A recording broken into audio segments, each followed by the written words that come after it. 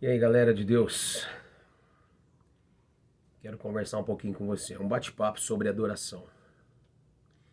E vamos direto ao ponto.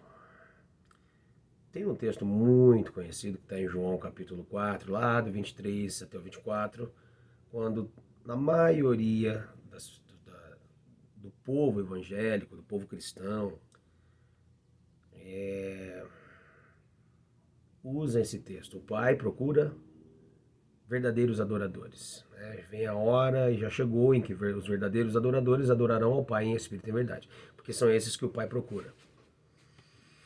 E, sabe, a palavra ela nunca vai ser um texto batido, não é? Não é assim que nós podemos dizer sobre a Bíblia. Mas se tornou uma fraseologia na boca das pessoas, na maioria dos casos, tá?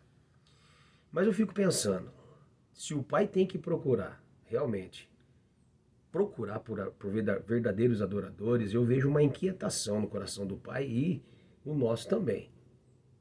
Agora, eu queria chamar a sua atenção, ao invés da gente sempre usar esse texto, porque o Pai procura verdadeiros adoradores, por que a gente não pensa em se posicionar e buscar, procurar, o que significa ser adorador?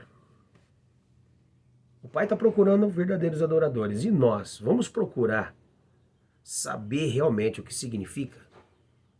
O que significa ser adorador e sobre a unção profética na música. E há um rio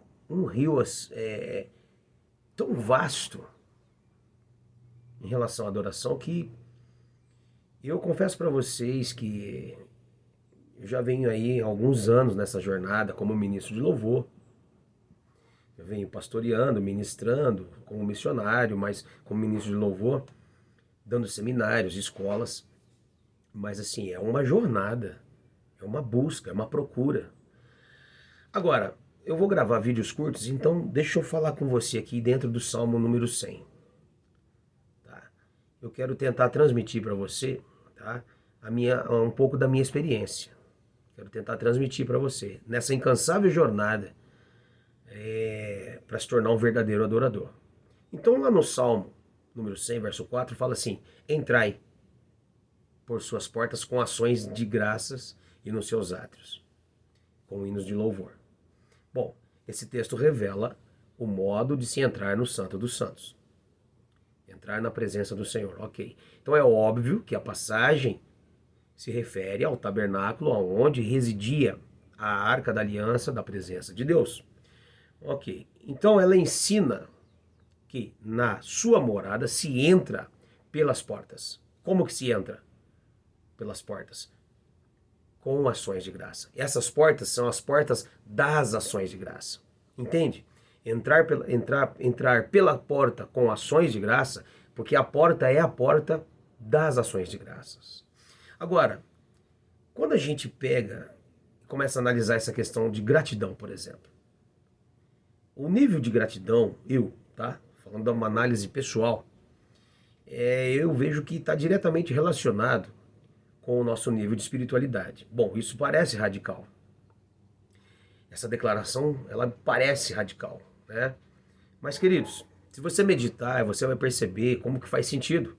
Como que nós podemos ser cristãos de verdade, cristãos espirituais, né? Dedicados a Deus, se a gente é mal agradecido. Então, a gratidão, ela revela aqui claramente o estado de ânimo de cada um de nós. Então, quando uma pessoa é ingrata, ela não vive em harmonia com ninguém, muito menos com Deus. Então, nesse primeiro vídeo, eu quero chamar a sua atenção nesse ponto, sobre ações de graça. Nós estamos falando de uma jornada para sermos verdadeiros adoradores, para conhecer um pouco mais o que é ser adorador, né? Então Tiago vai dizer o seguinte, que é impossível de uma mesma fonte jorrar ao mesmo tempo o que é doce e o que é amargo, né? Tiago vai dizer isso. Ou seja, é impossível sermos adoradores que rendem uma verdadeira adoração, que é doce, e ao mesmo tempo ser mal agradecido, que é amargo. Então, quando você vê Paulo escrevendo a Timóteo, lá em 2 Timóteo 3, ele vai dizer assim: sabe, porém, isto, nos últimos dias sobrevirão tempos difíceis, pois os homens serão ingratos. Está lá a palavra ingratos. Você vai ver numa lista de várias atitudes desagradáveis, o apóstolo está incluindo a ingratidão como uma indicação aqui, né, de como estaria o coração do ser humano. Agora, veja bem, nesse texto, o apóstolo aqui inclui a ingratidão como indicação de dois fatos. Quais seriam? Ele fala últimos dias e fala de tempos difíceis. Se é uma palavra que resume a atitude geral das pessoas hoje em dia, é ingratidão. Tá? Então todos estão preocupados, né, com os próprios interesses, necessidades, desejos próprios, não é verdade? Então, queridos, parece que a moda hoje é todo mundo pensar que a sociedade lhe deve algo, não é verdade? Isso é lamentável, é uma atitude, né, que assim realmente não tem como. Quando você analisa uma pessoa assim, ou você fazendo uma autoanálise, né? Por exemplo, no livro de Hebreus 13, por exemplo, lá você vai ver o seguinte texto: seja a vossa vida sem avareza, contentai-vos com as coisas que tendes. Aí eu te pergunto, né? Esse contentar, você tem adorado a Deus com as coisas que você tem? Ou você tem sido ingrato, reclamando, murmurando, né? Lá no livro de 1 Timóteo 6, tendo sustento e com o que nos vestir, estejamos contentes. Bom, nesse ponto aqui eu já quero deixar para você fazer uma autoanálise. Como é que está a sua jornada para ser um verdadeiro adorador? Você tem se contentado com as coisas que Deus tem te dado? Você tem sido fiel no pouco para depois Ele te colocar no muito? Fica aí essa pergunta e essa reflexão.